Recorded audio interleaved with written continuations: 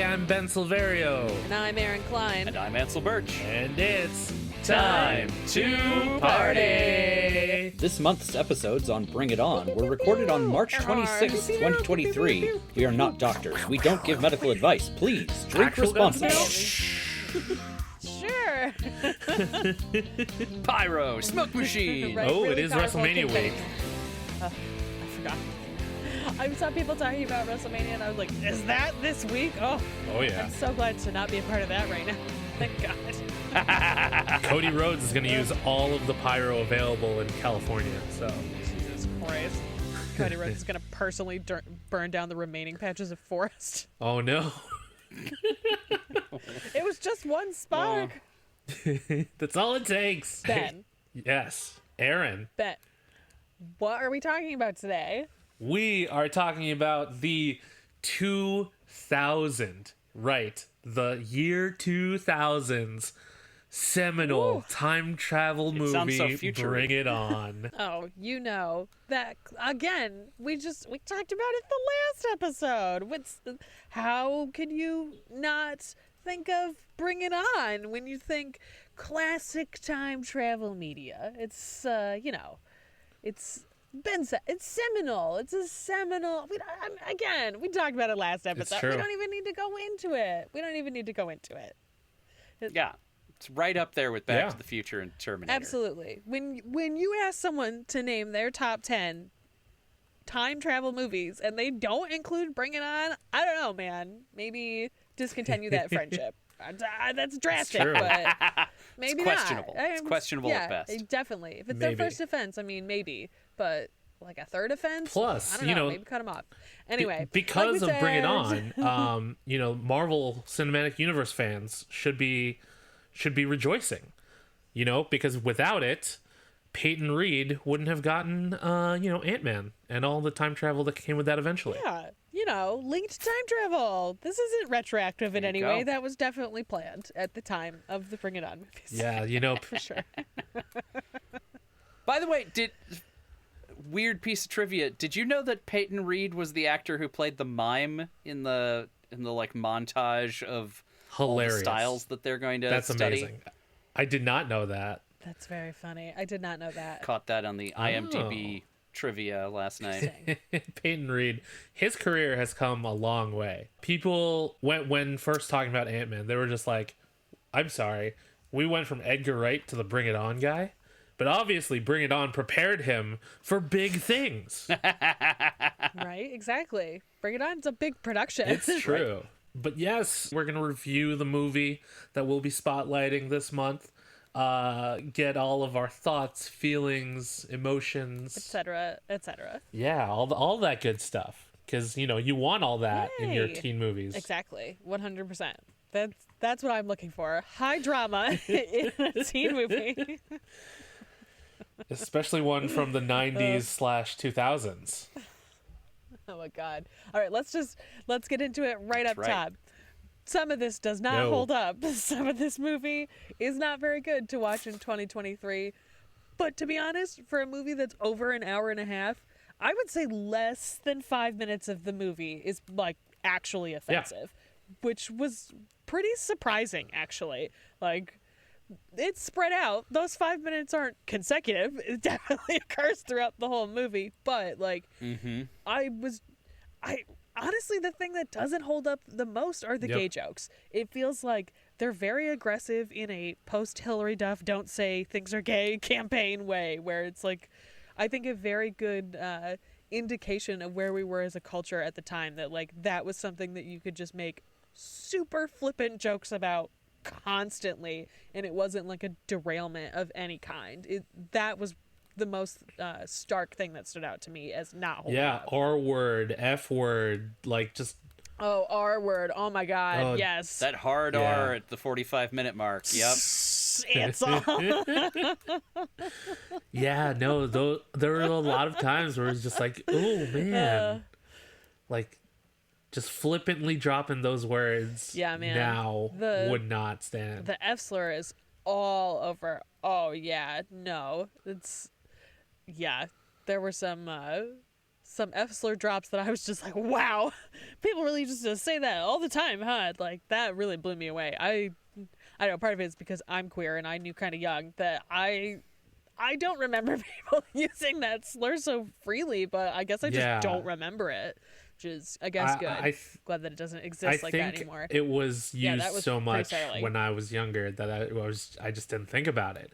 And now that now my brain is wired to think about it, it's just like, how did this slide? Like, the one that caught me off guard the most was when they pick up Missy to go to the first football game, and they're asking about the male cheerleader's sexual orientation. And I'm just like, damn. Okay.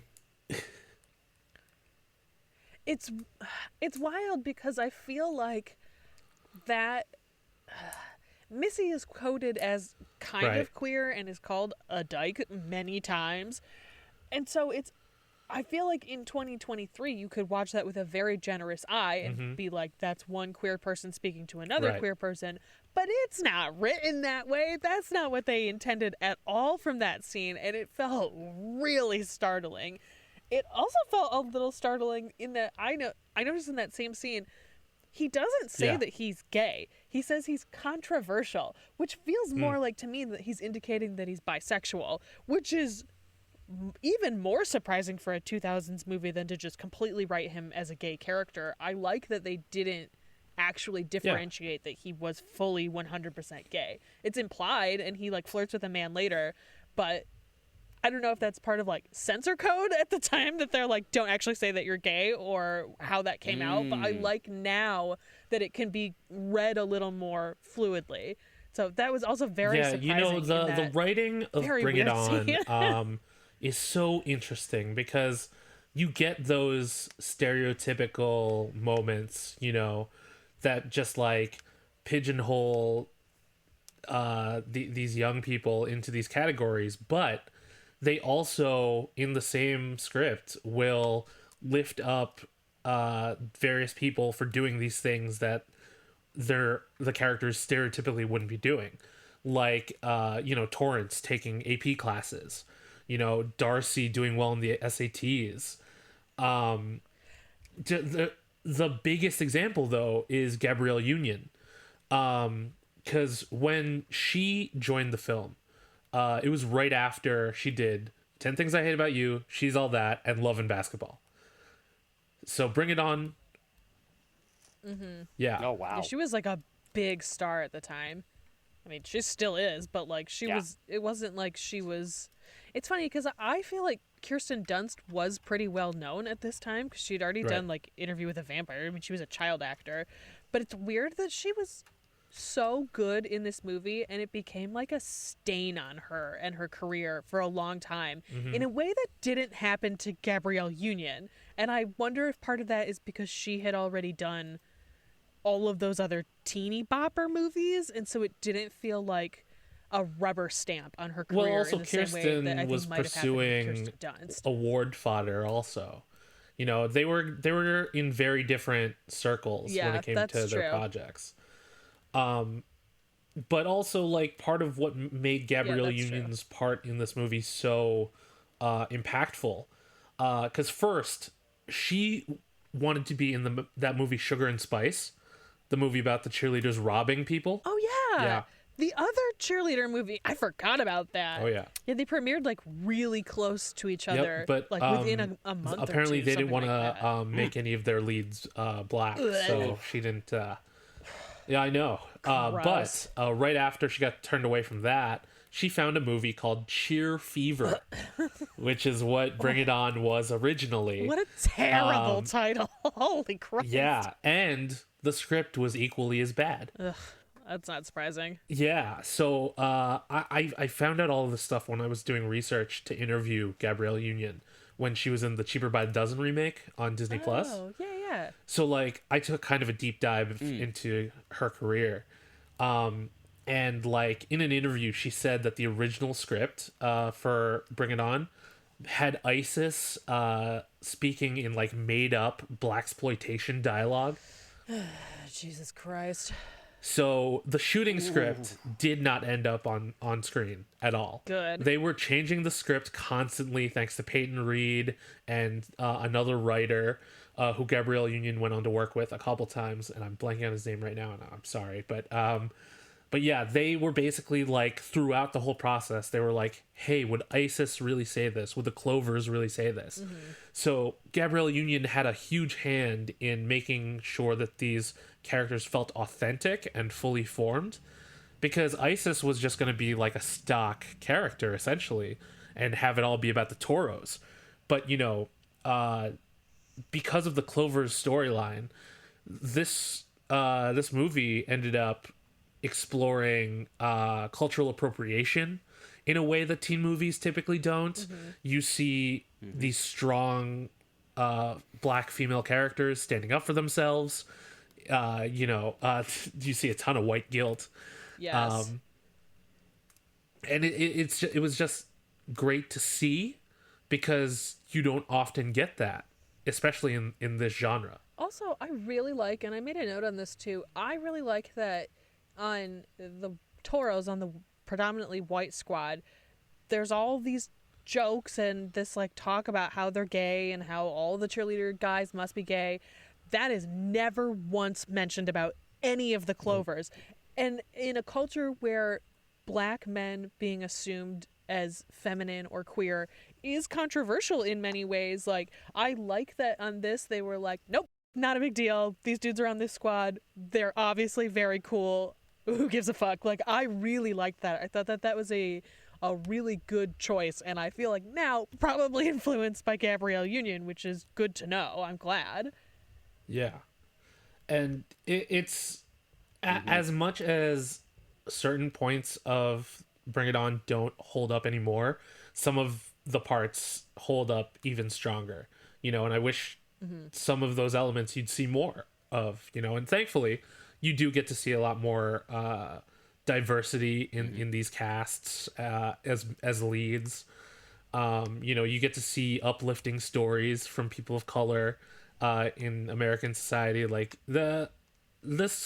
in certain aspects, Bring It On was ahead of its time, but then you get Jan. Right, yeah. They didn't knock it out of the park every time. No. Yeah, we sort of talked about this in the first episode, but it's weird because I feel like there are ways that you can read this where some of it is satirical, but it's Right. like some of the stuff that reads as super satirical, it's like, I don't think that that's what they meant to do here. And it's funny that now watching it 23 years later, it some of the stuff that feels very satirical, which I don't think was supposed to be at the time, almost reads as like, not almost, it's camp. It feel like Bring It On feels super camp in lots of ways. I do not think it was intended to be camp, but then there are parts of it that do feel intentionally campy. Like Sparky Plastry is a great example of that. Like that whole bit is very camp, and like them learning the different styles in order to, like the mime and the swing dance, like that's all very camp too. And I have no idea how much of that was intentional or not, but I like that it feels very campy now, and looking back on it, it like sits as this weird camp milestone of the 2000s. You're being a cheer tater, Torrance. Right? Like, And a pain in my ass. some of it is just like, wow, this is very over the top in a way that's clearly, like, we talked about this too in the first episode, those two terrible characters, Whitney and what's her fuck. Courtney and Whitney. Yeah, like that's very camp. That like very exaggerated shitty girl, those like weird clapbacks that we talked about in the first episode too, like that is very camp. All of that is very camp, and it's like, again, did you mean to do this? Because if not, I'm kind of glad it wound up this way. And if so, I would rather know that so I can give credit to the fact that this is like purposely satirical instead of just like me with 23 year later rosy glasses being like, actually, it's camp. It does seem like there's an opportunity to look at it that way, because we do have the storyline with Isis and the Clovers, and I think that the other thing that really made me wonder how self-aware they were in the moment is the fact that Torrance, I don't think, ever gets an easy out throughout the entirety of the movie. She gets held to her shit and made to pay for the mistakes of both herself and Big Red. Now, granted, it's usually on the second time that she gets the easy out, but not the first, and that felt that felt like a enough tension that like they are really holding her to her standards, and they really are forcing her to atone for the errors in a way that is genuine, and that feels like a more serious movie, or at least a more self-aware movie, than the rest of the film that we're watching. Yeah, and I feel like the way that her parents interact with her, especially when she goes to them and is talking about, like, put your money where your mouth is. Like, you say you want to be about it, then be about it. And she leaves and they're like, what the fuck just happened? Like, that I think also points to that, where it's like, okay, I think this is what you're trying to do here. And, like, it does work sometimes. And I like that she's held to that account and we get to see that journey for her as well. I feel that same way too when she goes to finally break up with Erin. It's not like she's shocked by the fact that he is a huge douchebag and is clearly cheating on her. She's just prepared for it at that point, because it feels like she knows she's reaping her just rewards in many ways, that like, I deserve this. I put up with this piece of shit boyfriend who tried to sabotage me, and like, I need to accept that I have to cut these losses out of my life. I liked that journey, and I think they did a really good job with that. Yeah, I think that the self-awareness definitely came in way after the original writers of Cheer Fever were no longer needed on the project. Like once all of the things were in motion and the people were involved, that the story really started to evolve into this more self-aware thing. And one of the notes that I made about Torrance is that she really is a great character. And I said, despite the white guilt, but maybe it's because of the white guilt, because she sees that she needs to be held accountable for stuff. And she's just not simply that airhead cheerleader trope, because she is smart. She stands up to Erin. She has integrity. She communicates well, even with Cliff. You believed in me, like that. You don't typically get your lead character being that self-aware, and it's an important thing to show your audience, to be like, hey, this is how things could be. Yeah, it's interesting how much got stacked on top of what was apparently a terrible script. Right. That almost does make me think that a lot of this stuff is intentionally satirical and campy, because it's sitting on top of this terrible material. It's like people who watch Starship Troopers and think that it's like a totally serious movie, and it's like, no, this is clearly a satire, and because it's stacked on top of all of this shit, you don't like notice it. That, I think Showgirls is even a better example of that. Like, most people don't understand that that's a satire, and they just think it's a bad movie, and it's like, no, you have to like stack all these layers on top of it. And so I feel like, I'm glad that you told me that. I feel like knowing that the script had such a shitty base does make me feel like this stuff is more intentional. Yeah, definitely. And just seeing where Peyton Reed has come from as a filmmaker, like, I don't think that his style would be to just accept this script as at face value and just do it. He's going to add his own voice, which does have an element of satire to it. Like, I always go to Ant-Man when talking about Peyton Reed because, obviously big Marvel fan. So, like, he kind of flipped the script on the Heist movie with his Ant-Man movies. Each time featured a different kind of heist that isn't your run-of-the-mill heist, and he makes it interesting even without the ant powers. But yeah, I think he was doing the same thing here, and of course largely it was fueled by the teen queen Gabrielle Union, which I like to call her Majesty the Queen. Because she's so great in this and in her body of work. Yeah, she's really, really good in this.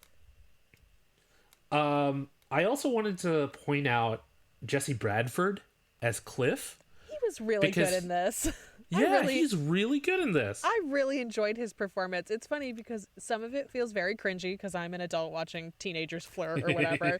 And there were times where I wanted to crawl inside of my body and die because it felt so cringy. But at the time, as a teenager watching this, it was like the height of romance. He was so romantic. And now looking back, it's like, well, yes, he's also a dweeb. And so I like that it ages in a way that kids and teenagers can watch this and be like, oh, it's so romantic. He does a great job of threading that line. I think it's really good. You can tell he was a child actor and has done this for a long time. Like he clearly knows how to hit that middle point. Yeah. You know, like when this movie came out, I totally wanted to be Cliff. You know, like making the mixtape thing was definitely something that I tried to do. And it also kind of made me think of how I miss that I used to make more time for playlists and mixtapes, you know, because not only did I enjoy making them for people, but it was almost like meditative, you know, like the process. Like obviously I wasn't like recording off of a boombox onto another tape. Man. I was burning CDs, but still, it was a fun process. Kids today have it so easy. You just throw everything onto a Spotify playlist. I made a playlist for the trip we took in February, and it wound up being like 28 hours long because I just threw everything on there. I was like, it's the vibe. It all fits. So I take making a playlist pretty seriously. But most people, it's like, oh, I just need 14 songs to chuck onto this playlist. Super easy. But like ripping songs from the internet, which meant going on to, I don't know, LimeWire maybe, and risking it all for like one mislabeled song. Oh, yeah. It's a lot harder. But yeah, the cassette in this, when she takes out the cassette, I was like, oh, a cassette, oh my god. It was a real blast from the past. Like, oh shit. It's funny that you mentioned LimeWire because I definitely downloaded just what I need off LimeWire for mixtapes back then. That's so funny. Yeah. This was my first time watching the movie. I know, shocking. And I was really surprised that the song that he wrote her didn't end up being in the like ultimate cheer routine. I was sure that's what they were setting up. It was. Was it? Yeah. That point where he is like rocking out to it, they show him in the stands. That was his song. Oh, that guitar riff. You're right. Yeah. When they do that I didn't even realize that. Man, I didn't catch that. I never would have realized that's what that was. Oh, yeah. Well, man, that really flew over my head. Well, there we go. I'm glad that they did that. Good work, them. Because see, like that element, right, was something that I loved about that final performance because it really like it brought together everything that they went through as a team. So it really like showcased them, but like the new them. And so like something like that came up later in life when in Pitch Perfect, you have the kid from Dear Evan Hansen. What's his name? Ben Pratt. Ben what's his fuck? Yeah. Pratt. Yeah. You have him being the nerdy kid who does magic as part of the a cappella group, and then in the finale, he sings I've got the magic in me, and then doesn't do magic in the number. So you don't get that payoff, and I'm still annoyed to this day about it. Dick. No thanks. I've never seen Pitch Perfect. I made a judgment call and was like, no. I mean, you made the right call. I don't like those movies. For reasons like that, where you set up something so easily and then you don't pay it off. And you know, there's it's no like follow-through. screenwriting 101. When you put a gun on the wall in Act 1, it better be fired by Act 3. Yeah. But yeah, I love that bit where you see Cliff just rocking out because like he hears the song, but also he's like, oh, Torrance. But also, I think it's funny that he was just like into it. Oh yeah. But also, it was funny that he managed to fly out to Daytona Beach, Florida, in a day's notice. Dude, I said the same thing. I was like, I cannot believe that this younger brother got carted all the way to Daytona. Like, why are both of her parents at this competition? And why is only Missy's brother at this competition?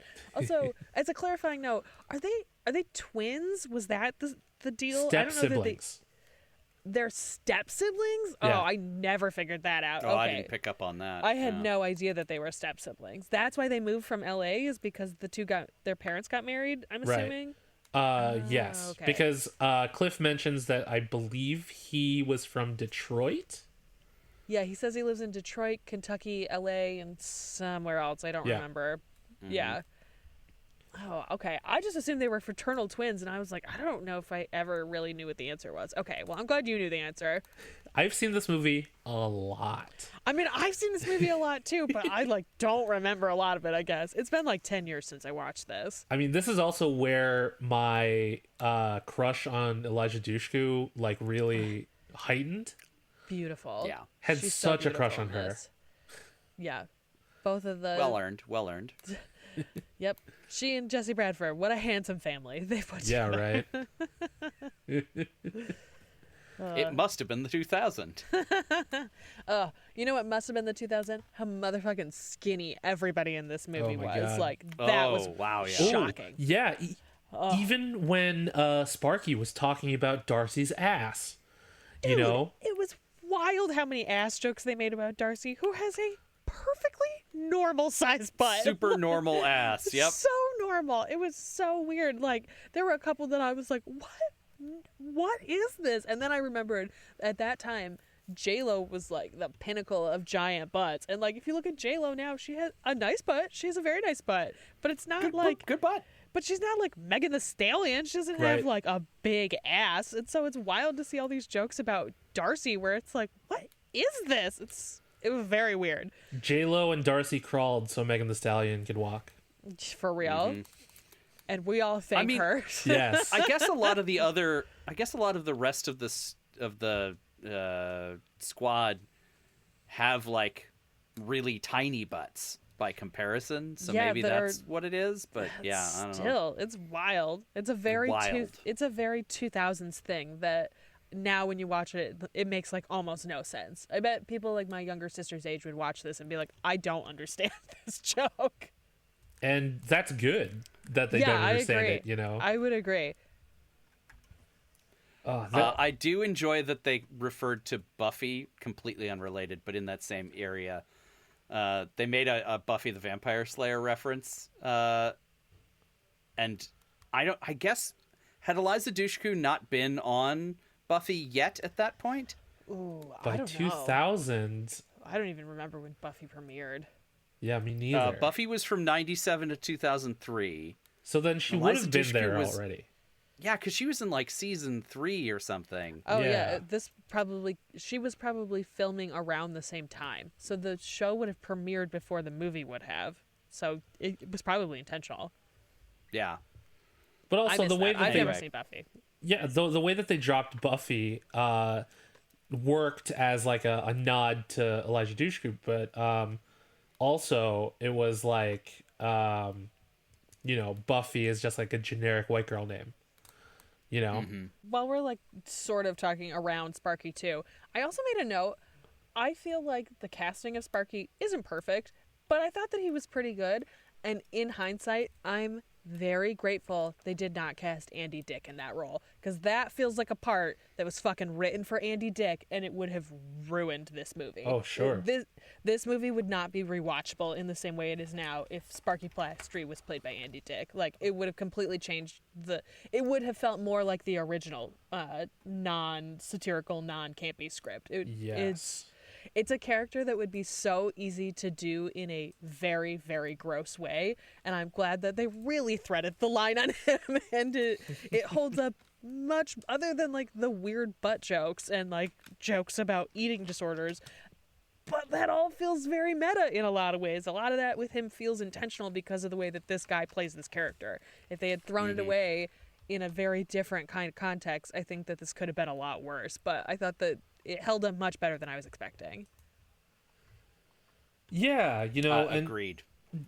yes, definitely agree. I wrote still a good bit of passive sexism for such a female positive film. Yes, there's some very casual sexism from Sparky, and it's like clearly written that way on purpose, and it's just, yeah.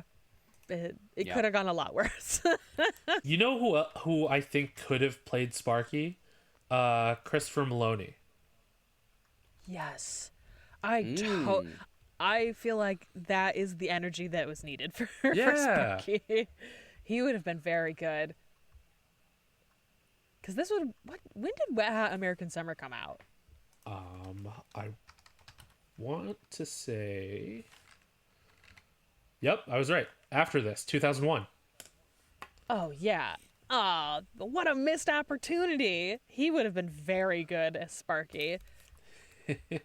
I'm just picturing him from Wet Hot American Christopher Summer as Maloney. a choreographer. Exactly. Yes, that exact same character, only in the pleather and doing the spirit fingers. Like 100%. I love Christopher Maloney. He's very funny. I think So it's very good. funny that he got super, super famous doing Law and Order, a not at all funny show. Oh, yeah. But he's very funny. It's like John Hamm, where you watch Mad Men and you're like, yeah, sure, you're like incidentally funny on this, but then you really see him act in other things, and it's like, oh shit, you're very good at comedy. Oh, yeah. It's just that you happen to get famous doing not comedy. Yeah, I tend not to go back to Unbreakable Kimmy Schmidt, but John Hamm's performance in that as the cult leader was very funny. He's very good. I like him a lot. He should do more movies as comedies. Bro, I agree. Like, why is everyone sitting on John Hamm like that? I don't know. That's a great question. Because he's out here playing Santa for FIFA commercials, making insane money. I mean, that's fair. John Hamm will do whatever he wants. Is what Right? yeah. He's like, I made all my money. I can just do literally whatever I want. So the last question really about this movie, Erin, is Bring It On still worth your time? Oh, I'm sorry. We do have one more thing we need to discuss before we hit that point. Okay. We got to talk about how much Erin fucking sucks. Yes, we do have to talk about how much Erin sucks. Erin We fucking do. sucks. Fucking that guy. sucks. Dude, Erin is a character that makes me think he was written not satirically, and that with the script punch-ups and changes, he was changed into a much more campy satirical character. Oh, yeah. That red sweater that he wears is ridiculous. It's ridiculous to be wearing in California. It's ridiculous to be wearing literally anywhere. Like, I think that his styling and costume details are so good and just communicate so clearly what a piece of shit he is. Yes. Like, it's surprisingly well written in a way that you want to punch him in the face, but you also know that he's absolutely going to get what's coming to him. So it never feels overwhelming in a way that I think that it was maybe originally written.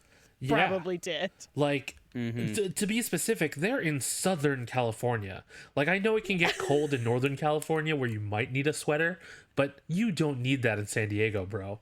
Like, Oh, No. you don't need this Maine fisherman sweater. but yeah, no, you make a very excellent point. I feel like they did not change Aaron at all in the script and kept him as a stupid idiot. But because of the changes around him, it worked so much better, you know, because to have Torrance be so aware to be like, hey, you know what? He does suck. I'm breaking up with him is a very healthy response to that shitty person. Yes, definitely. And like there are so many clues to it that lead up to him being so shitty too. Like her parents hate him. He's a fucking terrible, unsafe driver, Yep. which I think is a Oh great my God. detail. It's a very good detail for a teenager to be so fucking reckless. Like that made me laugh every time. My brother-in-law used to drive like that when we were in high school, and it makes me laugh now every single time. But they build up to him in such a great way, and like you don't even see him so much of the time. Like what you're hearing is his roommate covering for him on the phone, and Yep. like a plot point that would not hold up in 2023 because everyone has cell phones. Right. And so like the recording of the routines, Clovers could never prove that they had stolen from them, like that it would not be possible to make this movie now. Yeah. And the way that Erin avoids her and like leaves all of this to like landline communication, especially, I feel like is something that technologically just like does not transfer in the same way, but works as a very effective plot point in this.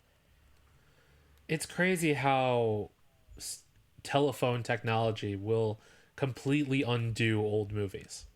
Like, Oh yeah, I mean it changed our lives in ways that were just incomprehensible to people 15 years ago, even. yeah, we have supercomputers in our pockets at all times. Constantly. Yep. When they used to take up an entire fucking room. For real, dude. It's wild. The concept of a character just straight up not knowing something simple, no longer possible. Right? Like, you can just Google it. You could just check and see any of this stuff. Like, there's so much, like, telephone miscommunication that happens in a way that it's such a time capsule for the time. Like, it's funny that landlines and the hotel room phones don't feel as dated as, like, a flip phone would have. Like, there's something about a flip phone where you're like, that's fake. That's not real.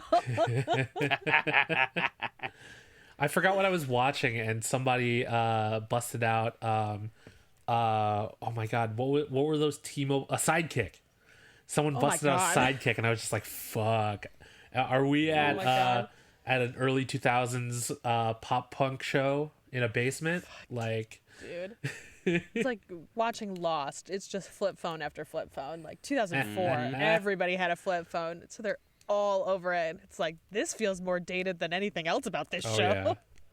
Yeah. In the later episodes of Frasier, when Niles and Frasier get better cell phones, but their better cell phones are still like flip phones, and it's so weird, so strange. Oh yeah, it's funny they totally avoided that and Bring It On. I like that because they could have used some of that technology, and like they're especially Missy and what's his fuck Cliff. Their parents are clearly rich. Like, they each have their own individual phone line with an answering machine. Right. Like, that indicates that they're a level of wealth in 2000 that I'm a little surprised that they didn't have cell phones. And I like that they made that choice not to use them.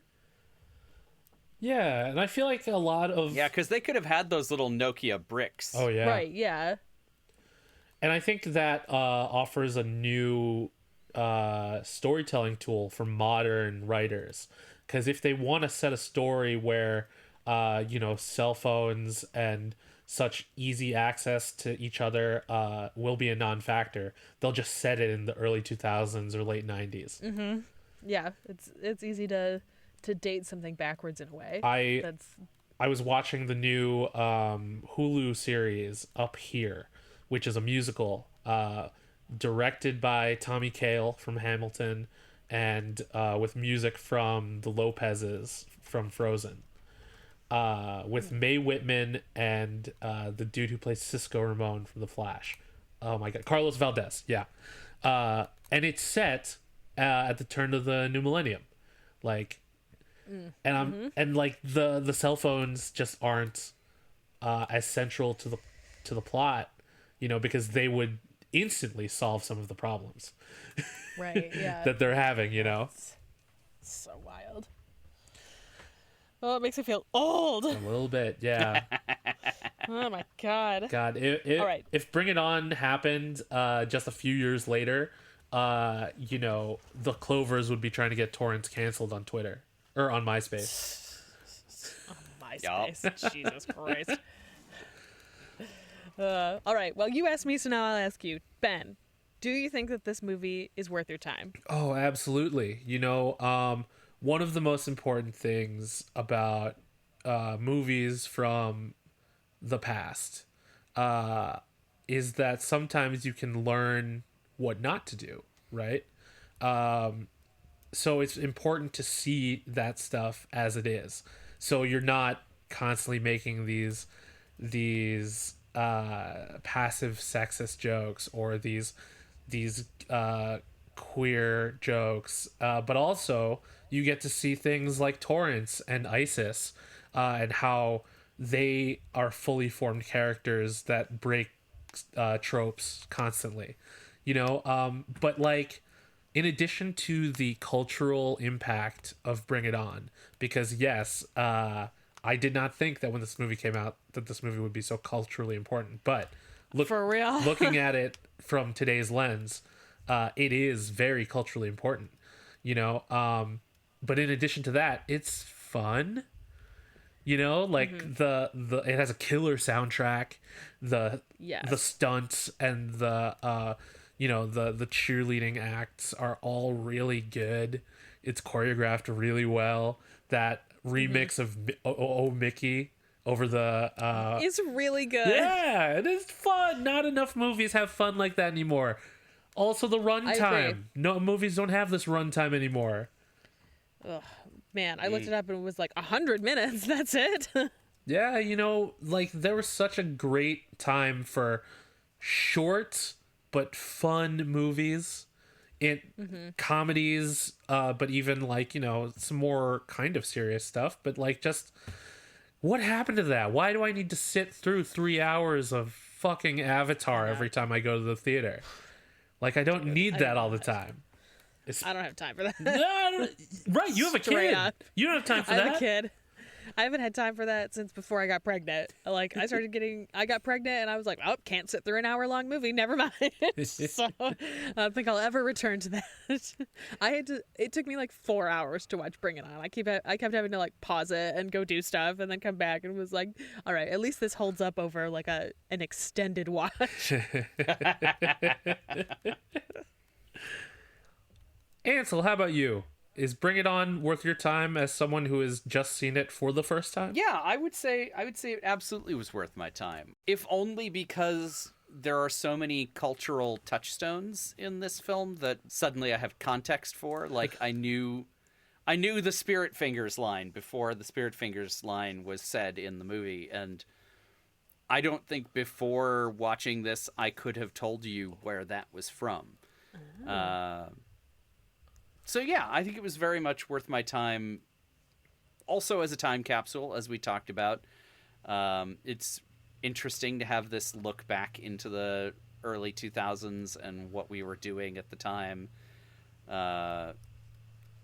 Yeah, I don't think that there's an argument against it being worth your time, except for the fact that it does have all these very dated jokes that, not every viewer is going to be prepared to deal with. Right, yeah. I totally agree with that. So, like, yeah, is it worth everybody's time? No. But it was worth mine. Yeah, I really thought it was especially interesting to see the way that they left it as is at the end of the movie, where if it was made today, I mean, among the many, many other changes that there would be, I feel like there would be a need for like almost a Rashomon-esque version of the story from the Clovers' point of view. Because we get so little of the Clovers are clearly the heroes of this movie. Right. And at least in my estimation, the Clovers are clearly the heroes of the film. And we get so little of their viewpoint aside from when they're being confrontational with Torrance, that I really would love to see. I'd love to see the same movie shot from the Clovers' POV. That would be cool. Right? Yeah, I actually like that a lot. And I mean, there have been 6 or 7 sequels, so who knows? Maybe yeah, they that's did true. do that, Interestingly enough, including a horror sequel that came out last yeah, year. that's the most Ooh, I recent didn't one. know that. Cheer or Die. Yes. Ooh. But interestingly enough, Gabrielle Union has been developing an actual true sequel to the original Bring It On for some time. Yeah. Hell Hell yeah, Gabrielle. I would love to catch up with Isis and Torrance, maybe to see if they're cheerleading moms now, or if like they run squads, or if they work for the cheer association or something like that. There's a lot of ground that they could cover with a legacy sequel. And I mean, fuck, I know that's a horse that's been beaten to death many times over, a legacy sequel, but sometimes that shit is just fun. I know Sometimes it works. Yeah, Picard season 3. Masterwork. Love it so Truly. much. It's so good. The second we saw Daddy Worf back on screen again. And then when he finally reunited with the rest of the crew, I was just like, yes. I don't know. I'm just a sucker for that stuff. You know, like Listen, fan service is good sometimes. Like, too much fan service can be bad, but sometimes, like, what you want is fan service. yeah. Yeah. I have been fan serviced more egregiously than Yes. that show has been. Mm-hmm. I don't know if you're watching it, Erin, but yeah, it's very good. I'm not currently watching it. I have heard that it has been very good, though. Yeah. See, because like when the only people I get to talk to about it really are Ansel, Bobby, and Stella. And Stella doesn't watch stuff as it comes out. She waits till much later. Yeah. But when she gets to it eventually, she's just like, Picard's trash. And I'm like, it's not. Yeah, she does Entirely not trash. like Picard. Does not like it, yeah. But, you know, She makes very She good does. points for why she doesn't like it. yeah, I I just think- disagree. Yeah, I think that she has a very focused way that she likes her Star Trek. right. Mm-hmm. Gay. Gay. Super gay. It's fair. Picard could be much It gayer. could be.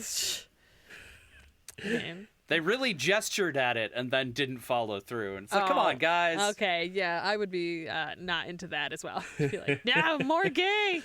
Make him more gay. Well, all right. But anyway. All right, party people. That does it for our review of the landmark time travel film Bring It On. You can find us on the internet. I'm at bsilverio20 on Instagram, Twitter, and Hive. Ooh, I'm at NYD Urgency on Instagram. I am at Indecisionist on Twitter and at The Indecisionist on Instagram. If you'd like to join in the conversation, you can use the hashtag time2party. That's time, the number 2 party. Or time the number 2 party, all spelled out. Thanks, Warwick. Because of Warwick. It's all your fault, Warwick. It's all your fault, Warwick. If you had a nickel for every time you had to say That's that. Yeah, true. for real. We should have, Several nickels at least. man, in the 2 years that we lived together, I should have started a jar. It's all your fault. Just chucking nickels in. Oh, hilarious. Special thanks to April Moralba for our podcast art and to Marlon Longit of Marlon and the Shakes for our amazing theme song. This has been an Indecisionist production. Transcripts and show notes are available at indecisionist.com/time2party. Yes, well, our good friends, the dear party people who tune in to this batshit crazy thing that we've been doing. We want you to tune in next week when, instead of our usual edutainment section, we're going to have a very special episode. Yay. That's right. See you then. Just member berries all the way down. Yeah. Yeah. So until then, be excellent to each other. Party on, dudes. And happy April Fool's Day, bitches. Happy April Fools! Ah! Pew pew. Pew, pew, That's bye. right. We're 2 weeks after the fact, but We gotcha. Yep, that's how you do it now. The long game. Exactly. That's a long time.